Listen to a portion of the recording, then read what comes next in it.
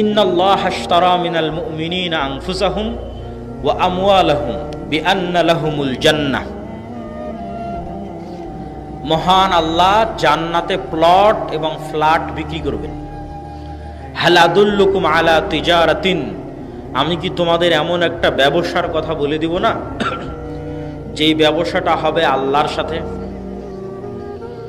তো ব্যবসা হবে আল্লাহর সাথে, আল্লাহ বিক্রি করবে কি? জান্নাতের প্লট এবং জান্নাতের ফ্ল্যাট এবং জান্নাতের বাগান, জান্নাতের ঝর্ণা, জান্নাতের ঘর, জান্নাতের গাছ। জান্নাতের একটা গাছও বিক্রি হবে। একজন সাহাবী জান্নাতের একটা খেজুর গাছ কিনেছেন পুরো একটা বাগানের বিনিময়ে, পুরো একটা খেজুর বাগানের বিনিময়ে জান্নাতে একটা গাছ কিনেছেন। যেটা সংক্ষিপ্ত ঘটনা হচ্ছে, একজন গরিব সাহাবী রাসূল সাল্লাল্লাহু আলাইহি সাল্লামের কাছে এসে বলছিলেন যে আল্লাহর নবী, আমার বাড়ির পাশে একজনের খেজুরের গাছ আছে, গাছটা হেলে আমার বাড়ির মধ্যে চলে এসেছে। তো আমার ছোট ছোট শিশু বাচ্চারা ওই খেজুর গাছের থেকে খেজুর পাড়ে। তো ওই ধনী ব্যক্তিটা বকাঝকা করে।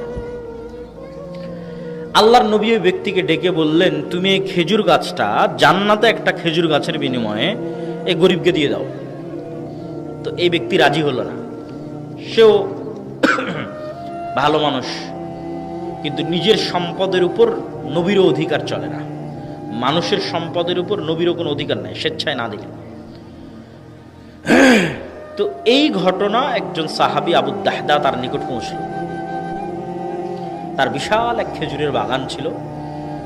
ওই ধনী ব্যক্তিকে গিয়ে সে বলল, তোমার এই খেজুর গাছটা আমি কিনতে চাই আমার এক বিশাল খেজুর বাগানের বিনিময়ে। বলে ঠিক আছে, বিক্রি করে দেবো, ভালো কথা, এত বড় খেজুর বাগান পাচ্ছে, মাত্র একটা খেজুর গাছ, কোনো সমস্যা নেই। বলে ঠিক আছে, দাও, দিলাম। তো আবু দাহদা বিশাল এক খেজুর বাগান ওই ধনী ব্যক্তিকে দিয়ে দিল, আর ওর থেকে একটা খেজুর গাছ কিনে নিল। ওই খেজুর গাছ কিনে নিয়ে এসে বা রাসূল সাল্লাল্লাহু আলাইহি ওয়াসাল্লামকে বলছে, আল্লাহর নবী, আপনি এরকম ঘোষণা দিয়েছেন, এটা কি ঠিক? কি ঘোষণা? তো বলে, এই খেজুর গাছ যদি ওই গরিব সাহাবীকে দেওয়া হয় তাহলে জান্নাতে একটা খেজুর গাছ পাওয়া যাবে। তো বলে, হ্যাঁ, কথা ঠিক, যদি এই গরিব সাহাবীকে দেওয়া হয় তাহলে তার জন্য জান্নাতে একটা খেজুর গাছ। তো বলে, আল্লাহর নবী, আমি আমার পুরো এক খেজুর বাগানের বিনিময়ে এই খেজুর গাছটা কিনে নিয়েছি, এই খেজুর গাছটা আমি ওই সাহাবীকে দিয়ে দিলাম। আল্লাহু আকবার।